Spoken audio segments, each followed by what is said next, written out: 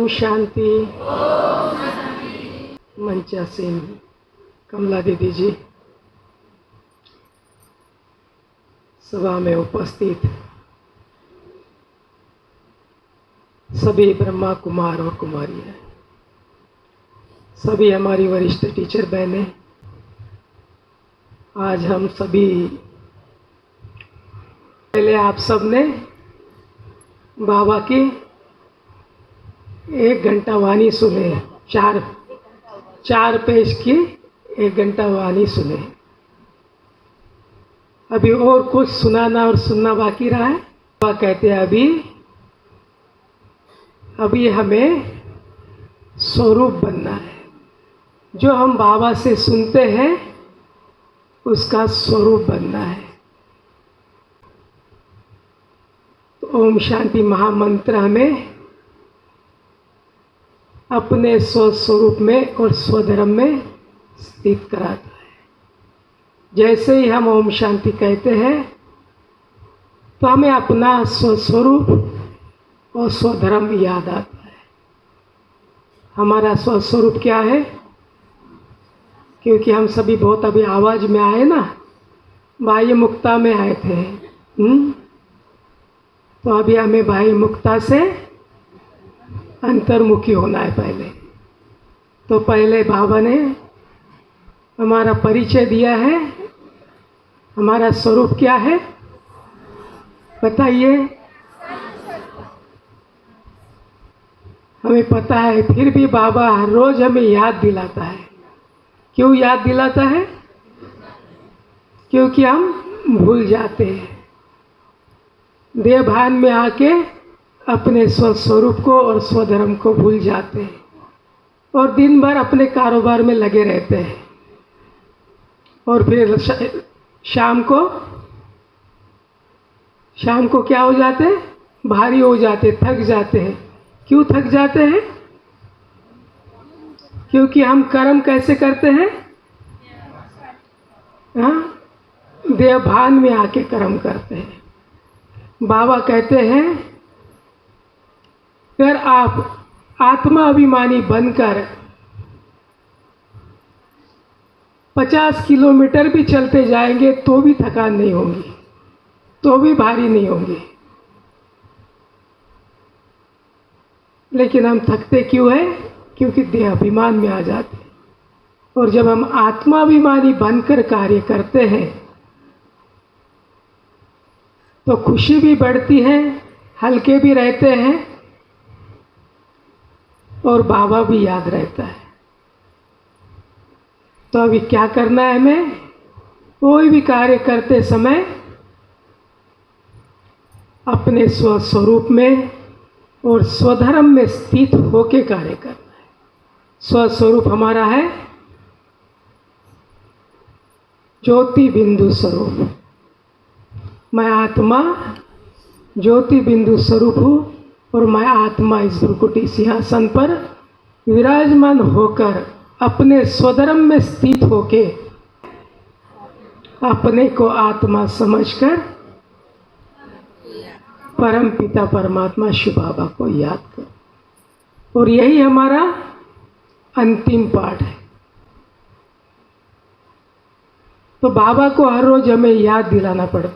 चाहे यहाँ मुरली सुन रहे हैं, बाबा क्या कहते हैं? ना बुद्धि में बैठेंगे तो मुरली सुनते समय भी हम अपने आत्मिक स्वरूप में स्थित होकर सुने।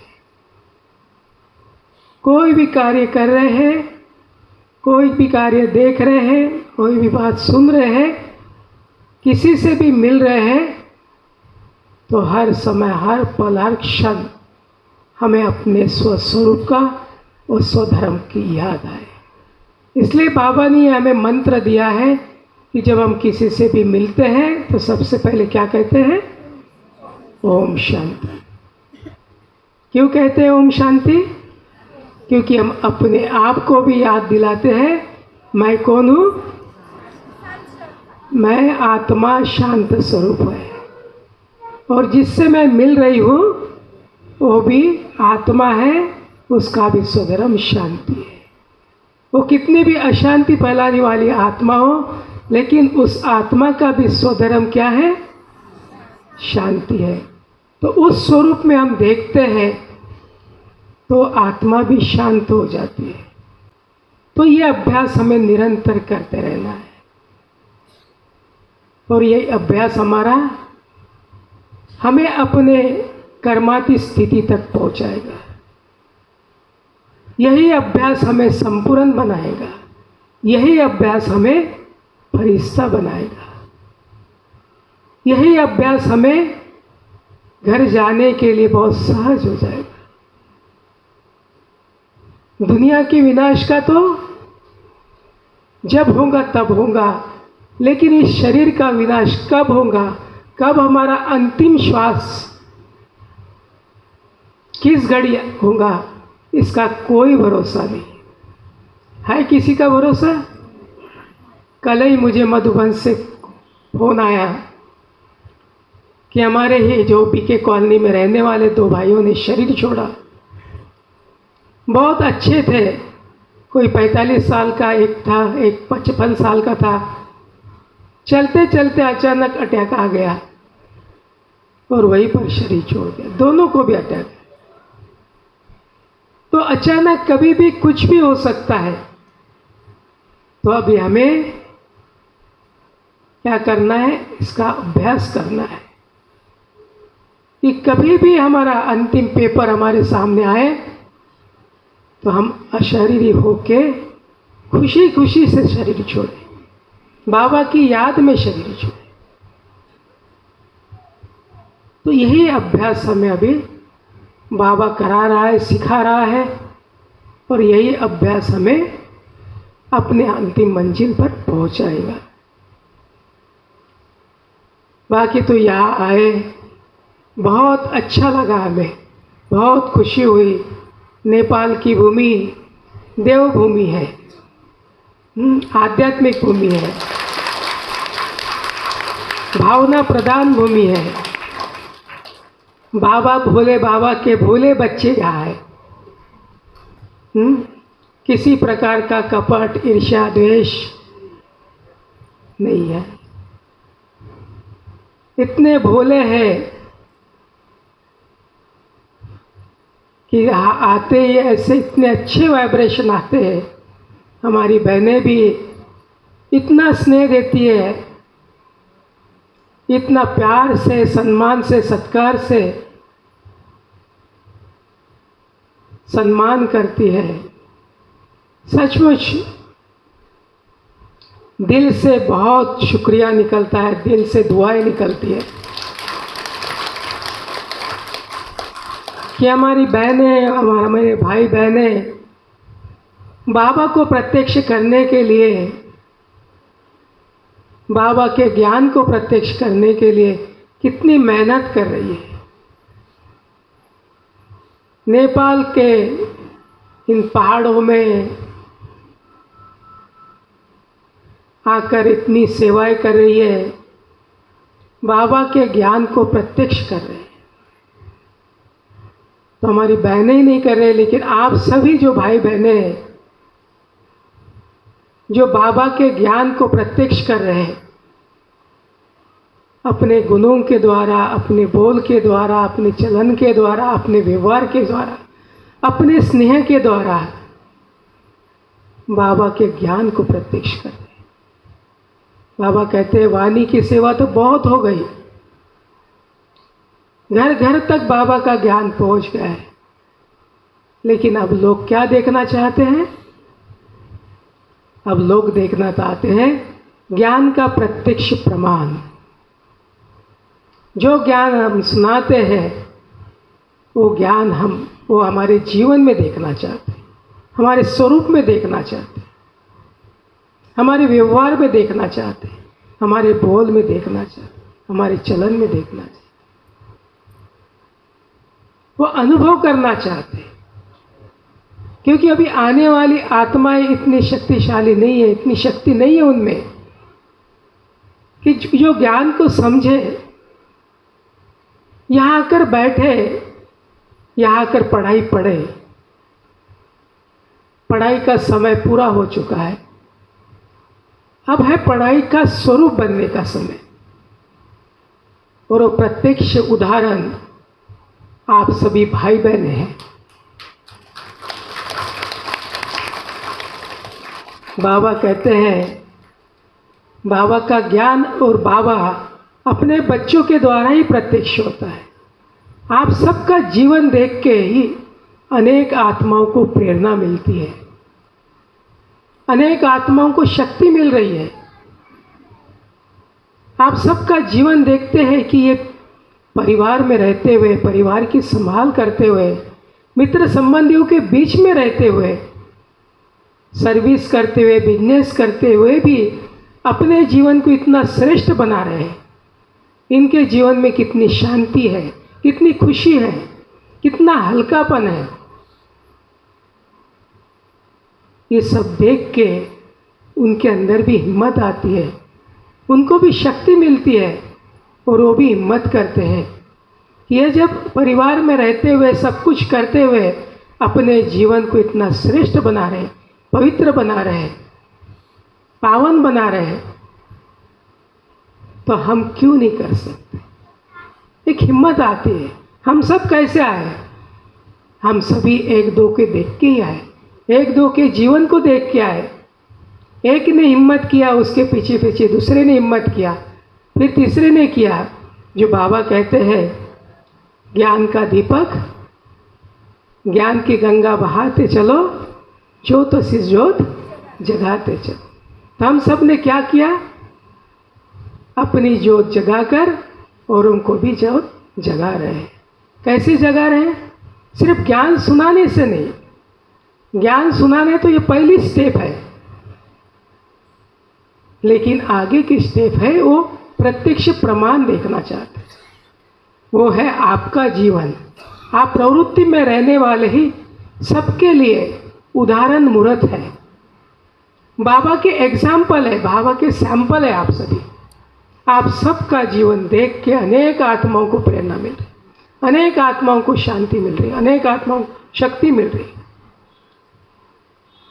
बाबा का हर एक बच्चा कोई साधारण बच्चा नहीं है, लेकिन एक एक बाबा के बच्चे के पीछे बहुत लंबी क्यू है, अनेक भक्त आत्माओं की क्यू है, क्योंकि हम सभी आत्माएं अनेक आत्माओं की कुल देवताएं हैं। देवताओं के रूप में आज भी पूजा हो रही है, आज भी भक्त लोग हमें याद कर रहे हैं, विधि पूर्वक पूजा कर रहे हैं। तो ऐसे हम श्रेष्ठ आत्मा हैं। बाबा हमें इतना ऊंचा बना रहा है। बाबा कहता है, यही आत्माएं हैं, ब्राह्मण आत्माएं, देव आत्मा है, देवकुल की आत्माएं हैं, जिन्होंने सतयुग में पाठ बजाया है। वही है विश्व महाराजन, विश्व महारानियां है। ऐसी श्रेष्ठ आत्मा है। इन्हीं आत्माओं के द्वारा मैं प्रत्यक्ष होने वाला हूँ। इन्हीं आत्माओं के द्वारा मैं नई दुनिया की स्थापना करता हूँ। जो आदि में हुआ है वो अंत में होना है। भगवान वाच है कि मैं इन बच्चों के द्वारा ही अपने भक्त आत्माओं को साक्षात्कार कराने वाला हूँ। वो पाठ भी शुरू हो चुका है, तो उस पाठ के लिए भी हमें तैयार होना है। तो पाठ के लिए तैयार कैसे होंगे हम? बाबा के ज्ञान को अपने जीवन में धारण करके उसका स्वरूप बनेंगे हम। तब बाबा हम बच्चों के द्वारा अनेक आत्माओं को साक्षात्कार कराएंगे। बाबा कहते हैं, मैंने अपने बच्चों को सारे खजाने लुटा दिया है बच्चों के ऊपर, सब कुछ लुटा दिया। अभी मैंने अपने पास कुछ भी नहीं रखा है, केवल एक चीज़ के सिवा, एक चाबी के सिवाय। वो कौन सी चाबी है? हाँ, वो चाबी कौन सी है? साक्षात्कार कराने की। वो चाबी केवल मैंने अपने पास रखी है, क्योंकि अंत के समय उस चाबी से बच्चों को भी मैं साक्षात्कार कराऊंगा, स्वर्ग का, सतयुगी दुनिया का साक्षात्कार कराऊंगा, घर का साक्षात्कार कराऊंगा, और भक्त लोगों को भी आप बच्चों के द्वारा साक्षात्कार कराऊंगा। जैसे आदि में ब्रह्मा बाबा के द्वारा अनेक आत्माओं को साक्षात्कार हुआ है। हमारी दादियाँ कैसे आई? हाँ, किसी को विष्णु चतुर्भुज का साक्षात्कार हुआ, सबसे पहले तो बाबा को ही हुआ विष्णु चतुर्भुज का साक्षात्कार, और अनेक आत्माओं को बाबा के द्वारा विश्व महाराजन श्री कृष्ण का साक्षात्कार हुआ। तो ऐसे ही बाबा कहते हैं लास्ट में भी मैं आप बच्चों के द्वारा प्रत्यक्ष होऊंगा, आप बच्चों के द्वारा अनेक आत्माओं को साक्षात्कार कराऊंगा। लेकिन उसके पहले क्या करना है? हमें बाबा के ज्ञान को, संपूर्ण ज्ञान को अपने जीवन में धारण करना है, सर्व गुणों को धारण करना है, सर्व शक्तियों को धारण करना है। तो कैसे धारण होंगे? एक अभी समय है, अभी इतने वर्षों से हम बाबा की वाणी सुन रहे हैं, तो अभी भी हमने नहीं धारण किया है, तो कब करेंगे? तो उसका सहज रास्ता बाबा ने बताया कि निरंतर अपने स्वस्वरूप में स्थित रहो। जब हम अपने स्वस्वरूप में स्थित होते हैं तो आत्मा के ओरिजिनल गुण और ओरिजिनल शक्तियाँ स्वतः ही इमर्ज हो जाती है। हमें एक एक शक्ति, एक एक गुण को धारण करने की ज़रूरत नहीं, लेकिन आत्मिक स्थिति में स्थित रहते ही होते ही आत्मा की ओरिजिनल गुण और ओरिजिनल शक्तियाँ जो है उसके अंदर वो प्रकट हो जाती है। और उसके साथ साथ सर्वशक्तिवान गुणों का सागर, शक्तियों का सागर प्यारे बाबा को हम अपने साथ रखते हैं, तो बाबा की सारी शक्तियाँ हमारे साथ होती है, सारे गुण हमारे साथ होती है, क्योंकि बाबा ने अपने सारे खजाने हमें दे दी। और जब बाबा साथ होता है तो डबल शक्ति हो जाती है। तो बाबा की सारी शक्तियाँ हमारे साथ होती है और सहज स्वतः ही अनेक आत्माओं को हमारे द्वारा बाबा के शक्तियों का, आत्मा के शक्तियों का, आत्मा के गुणों का स्वतः ही अनुभव होता है। एक एक गुण, एक एक शक्ति हमें अपने जीवन में धारण करने की ज़रूरत नहीं, लेकिन सहज पुरुषार्थ, बाबा ने कहा यह सहज राजयोग है, सहज कर्म योग है। ये कर्म करते हुए, हर कार्य करते हुए हम बाबा को अपने साथ रखते हैं तो स्वतः ही हर कार्य सहज पूरा हो जाता है। कोई भी कार्य मुश्किल नहीं रखता है, बड़ा से बड़ा कार्य बहुत सहज हो जाता है। अभी बहनें सुनाती है ना कि मधुबन में कितना कार्य करते हैं, कितना देखभाल करते हैं, कितना सबको हर प्रकार की सुविधाएं देते हैं। तो सुविधा कौन देता है? हर तरह से पालना कौन करता है? इतने बड़े यज्ञ की पालना कौन करता है? कौन करता है? बाबा करता है, कोई मनुष्य नहीं करता, क्योंकि बाबा का स्थापन किया हुआ यज्ञ है। बाबा यज्ञ को चला रहा है, बाबा यज्ञ का कार्य कर रहा है। हम सभी कौन है? हम सभी निमित्त है। करण करा और बाबा है। बाबा सब कुछ करा रहा है, बाबा मधुबन चला रहा है, बाबा सेंटर चला रहा है। और बाबा क्या कर रहा है? आप सबका परिवार कौन चला रहा है? कौन चला रहा है? बाबा चला रहा है ना, कि आप चला रहे? भाई चला रहे? हाँ, जिसको लगता है बाबा चला रहा है वो हाथ ऊपर करे। वाह, सभी पास है बुटवल निवासी बाबा के बच्चे, सभी पास है। हाँ, सभी निमित्त बनकर कार्य कर रहे हैं, सभी ट्रस्टी बनकर कार्य कर रहे हैं ना, परिवार को चला रहे हैं ना ट्रस्टी बनकर। हाँ, मैं तो वो भी नहीं समझता, मैं ट्रस्टी भी नहीं हूँ, निमित्त भी नहीं हूँ। निमित्त भी बाबा है, ट्रस्टी भी बाबा है। हमने ये शरीर बाबा को दे दिया है, आत्मा बाबा की है, शरीर बाबा का है। हाँ, मन बुद्धि बाबा की है। तो मेरा क्या है? मेरा क्या है? मेरा तो एक शिव बाबा, दूसरा ना कोई। हाँ, तो सब कार्य कैसे हो जाएगा? सहज होगा। मुश्किल लगेगा? हाँ, मुश्किल लगेगा। जो भी बातें आएंगी, जो भी परिस्थितियाँ आती है, जो भी विघ्न आते हैं, उससे सहज पार हो जाते हैं। क्योंकि मेरा तो कुछ है ही नहीं, मैं ही अपना नहीं तो मेरा क्या है? मैं आत्मा बाबा की हूँ और बाबा मेरा है, बाबा ही मेरा संसार है। हम सब यहाँ किस लिए आए? बस सेवा कर रहे हैं। बाबा को दे दिया है शरीर, बाबा इस शरीर को चला रहा है, निमित्त बनकर बस साक्षी होके हम कार्य कर रहे हैं। कराने वाला बाबा है। हम कहाँ के रहने वाले हैं? हाँ, साकार में कहाँ के रहने वाले हैं? हाँ, हम सबका परमानेंट एड्रेस कौन सा है? सबका कौन सा एड्रेस है? मधुबन। साकार में हमारा सबका मधुबन हमारा घर है। हम सब मधुबन निवासी है और बुद्धि दुनिया में है तो वो मधुबन निवासी हुआ? हाँ, नहीं हुआ। मधुबन निवासी वो है जो इस लौकिक दुनिया में रहते हुए भी उसका मन बुद्धि मधुबन में है, वो मधुबन निवासी है। इस लौकिक दुनिया में रहते हुए भी हमारी बुद्धि अपने घर परम धाम में है तो हम परम धाम निवासी है। यहाँ तो केवल कर्म करने के लिए इस शरीर में बैठ के हम हाथ पैर चला रहे हैं, ठीक है, बाकी करने वाला तो बाबा ही है। तो जब हम निमित्त बन जाते, बिल्कुल ट्रस्टी बन जाते हैं, तो हम स्वतः ही उपराम हो जाते हैं। हर कार्य सहज हो जाता है, कोई मुश्किल नहीं है। तो मधुबन में भी कार्य चल रहा है, बाबा करा रहा है। ये बाबा ने स्थापन किया हुआ यज्ञ है। संगम युग ये बाबा का युग है। बाबा सब कुछ करा रहा है। बाबा राजा है, त्रिलोकी नाथ है बाबा, तो बाबा ही सारा कार्य करा रहा है, ठीक है ना। तो हमारे बुद्धि में इतना पक्का बैठ जाए कि सब कुछ बाबा का है, मैं भी बाबा का हूँ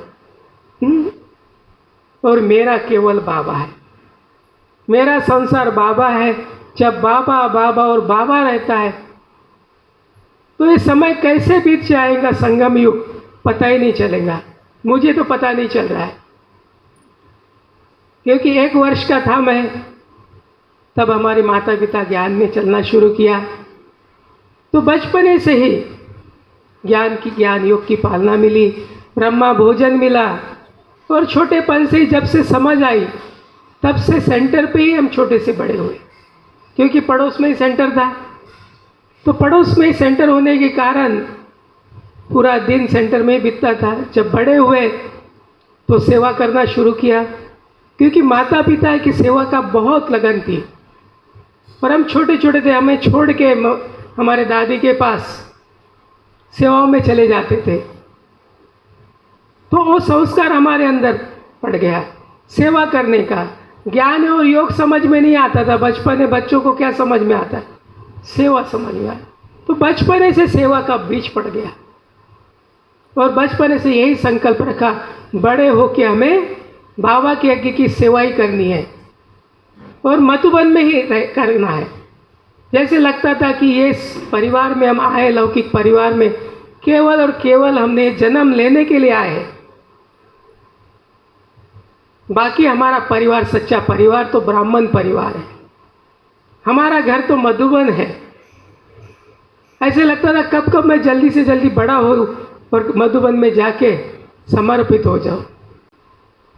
बार बार अपने आप से ही बोलता था कि मैं यहाँ क्यों आया हूँ, मेरा घर तो मधुबन है। तो बाबा ने वो संकल्प भी पूरा किया। तो छोटेपन से ही सेवा शुरू हुई और बहुत 20 साल का था तभी मधुबन में जाके समर्पित हो गए, सेवाएं करना शुरू कर दिया। और ये संकल्प रखा था कि मुझे तो दादी प्रकाश मणि जी के अंग संग ही सेवा करनी है। दादी जी से बहुत प्यार था शुरू, और बाबा ने वो संकल्प भी पूरा किया कि मुन्नी दीदी जी के साथ सेवा करना शुरू किया। और मुन्नी दीदी जी दादी जी के साथ रहते थे, दादी जी की सेवा मुन्नी दीदी जी करते थे। तो दोनों की भी सेवा हमको करने का सौभाग्य मिला और दादी जी का तो अंतिम श्वास तक सेवा करने का सौभाग्य मिला। इन आँखों ने, इस आत्मा ने दादी जी को फरिश्ता बनते हुए देखा, संपूर्ण बनते हुए देखा। इतने बड़े यज्ञ की सेवा करते हुए देखा, कैसे निमित्त भाव होके ट्रस्टी बन के दादी सेवा करती थी। इतने बड़े परिवार को, पूरे ब्राह्मण परिवार की सेवा करती थी और दादी कैसे उपराम रहती थी। सब कुछ करते हुए हमेशा दादी कहती थी, मैं हेड नहीं हूँ, हेड बनने से हेडेक होता है, मैं तो बस ट्रस्टी हूँ, निमित्त हूँ, कराने वाला बाबा है, बाबा का परिवार है, बाबा संभाल रहा है, बाबा का यज्ञ है, बाबा के बच्चे हैं, बाबा संभाल रहा है, बाबा को इस आत्मा से, इस शरीर से जो कराना है बाबा करा रहा है। इतना निमित्त भाव था, निर्माण भाव था, निर्मल वाणी थी दादी की। और वही इतनी छाप पड़ जाती थी हर एक आत्मा को कि वो आत्मा याद करती, आज भी याद करते थे। तो दादी को कर्म करते हुए लास्ट समय तक दादी ने कर्म किया। बोल नहीं पाते थे, चल नहीं पाते थे, खड़े नहीं होते थे, लेकिन दृष्टि से सेवा की। हर पल हर क्षण जो भी दादी के पास जाता था, दृष्टि से उसको पूरी, उसकी इच्छा पूरी कर देते थे।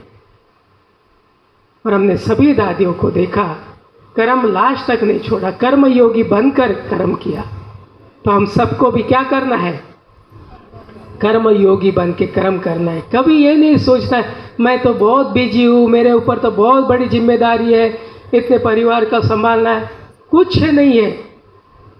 ब्रह्मा बाबा से ज़्यादा किसी के ऊपर जिम्मेदारी थी?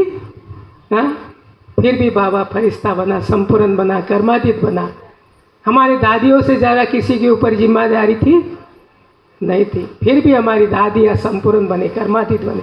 परिवार को छोड़ा? किसी ने नहीं छोड़ा। आज हमारी बहनें इतनी सेवा कर रही है, हाँ, पुरुषार्थ भी कर रही है। सेवा छोड़ी है ये सोच के मुझे तो संपूर्ण बनना है, कर्मातीत बनना है? नहीं, बाबा ने परिवार छोड़ने के लिए नहीं कहा है, नहीं तो सन्यासी बन जाएंगे हम भी। लेकिन बाबा ने हमें इतना सहज रास्ता बताया, सहज विधि योग की बताई, संपूर्ण बनने की विधि इतनी सहज बताई है कि हम सब कुछ करते हुए भी बहुत सहज संपूर्ण बन सकते। और बाबा को निश्चय है, यही मेरे ब्राह्मण बच्चे जो कर्मातीत बनने, संपूर्ण बनना है, फरिश्ता बनना है, घर चलना है और घर से फिर अपने नई दुनिया, सतयुगी दुनिया में, स्वर्ग में, यही आत्माएं आनी है, इन्हीं आत्माओं ने पाठ बजाना है। और पूरे कल्प, पूरे 5000 वर्ष सर्वश्रेष्ठ पाठ हम सब बाबा के ब्राह्मण आत्माओं को बजाना है। हम ही सर्वश्रेष्ठ आत्माएं, भले हम राजा नहीं होंगे, लेकिन हर पल हर क्षण हर जन्म में हम रॉयल फैमिली में आएंगे। हम, क्योंकि हमारे अंदर बाबा ने वो रॉयल संस्कार भर दिए। हर पल हर क्षण हमारे अंदर वो रॉयल संस्कार नज़र आते हैं लोगों को। अभी भी हमारे अंदर वो रॉयल संस्कार सभी के अंदर अनुभव होते हैं, अनेक आत्माओं को। तो ऐसे इस रॉयल फैमिली देवात्माएं इस भुटवल की भूमि पर आप सभी ब्राह्मण आत्माएं हैं, सेवा के लिए है, बाबा की सेवा करने के लिए, बाबा को प्रत्यक्ष करने के लिए यहाँ पर आप हो। तो यहाँ पर रहते हुए आपको बाबा की बेहद की सेवा करनी है, सब कुछ करते हुए। कभी भी कहीं पर भी एक संकल्प मात्र भी नहीं आए कि मैं बहुत बिजी हूँ, मेरे ऊपर बहुत जिम्मेदारी। पहला पाठ और अंतिम पाठ क्या करना है? मैं आत्मा हूँ, मुझ आत्मा का स्वधर्म शांति है, और सर्वशक्तिवान बाबा, निराकार बाबा मेरे साथ है, बाबा की सारी शक्तियाँ मेरे साथ है। तो कोई कार्य मुश्किल नहीं है, हर कार्य सहज। ठीक है? हाँ, तो फिर से हम कमल दीदी जी का, सभी यहाँ की बहनों का और आप सबका तहे दिल से धन्यवाद करते हैं कि काफ़ी समय से आप बैठे हो। हाँ, तो यही प्रत्यक्ष प्रमाण है कि आप इतने निश्चिंत होके बिल्कुल बैठे हुए हैं, शांति से बाबा की बातें सुन रहे हैं। तो यही बाबा के प्रति प्यार, बाबा के प्रति निश्चय, मधुबन प्रति प्यार, मधुबन निवासियों के प्रति प्यार, बाबा के ज्ञान के प्रति प्यार आपका, यही प्रत्यक्ष प्रमाण है। आज आप सभी यहाँ निश्चिंत होकर बैठे हुए हैं, बाबा की बातें सुन रहे हो, तो फिर से आप सबका बहुत बहुत तहे दिल से धन्यवाद।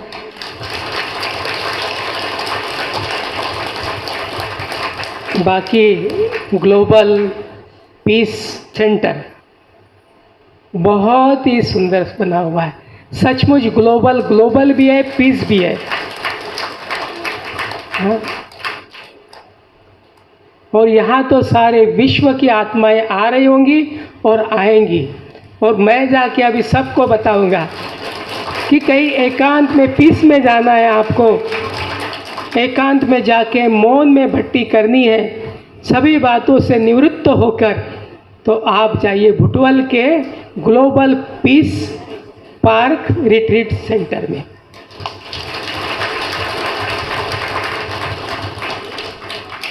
आठ दिन के लिए, 7 दिन के लिए, 3 दिन के लिए कहीं भी जाना है तो मैंने तो पूरे दुनिया के देखे हैं स्थान, लेकिन जो यहाँ पर मैंने देखा है, पहाड़ों के बीच में, जंगल के बीच में कुटिया बनी हुई है, छोटे छोटे मकान बने हुए हैं, और मेरा भी एक विजन था कि इस तरह का स्थान बनना चाहिए, क्योंकि काफ़ी रिट्रीट सेंटर अपने बने हुए हैं, लेकिन एक जंगल के बीच में, बीचों बीच बना है। हाँ, जंगल के साइड में बने हुए हैं। अपना भुवनेश्वर का रिट्रीट सेंटर है तो उसके बाद जंगल शुरू होता है, लेकिन ये जंगल के भूमि ही बना है, जंगल के बीचों बीच, पहाड़ों के बीचों बीच, दोनों तरफ से नदियाँ बह रही है, इतना सुंदर वातावरण है, इतना पीस है, शांति है और एकांत है। बहुत अच्छा लगा देख के। और हमारी कमल दीदी जी इतनी मेहनत कर रहे हैं, और आप सबका इतना, सभी बहनों का इतना सहयोग है, आप सब भाई बहनों का इतना सहयोग है, इतना बड़ा कार्य कर रहे हैं। सचमुच ये बाबा है, और आपकी हिम्मत, बाबा के प्रति इतना समय है, सेवा समर्पण भावना है, सच में कि हमें बहुत गदगद खुशी हुई है, गुस्सा आया है। हमारी बहनें इस स्थान पर रह के भी सुंदर स्थान बना सकते, हम क्यों नहीं कर सकते। आत्माओं को ओम शांति।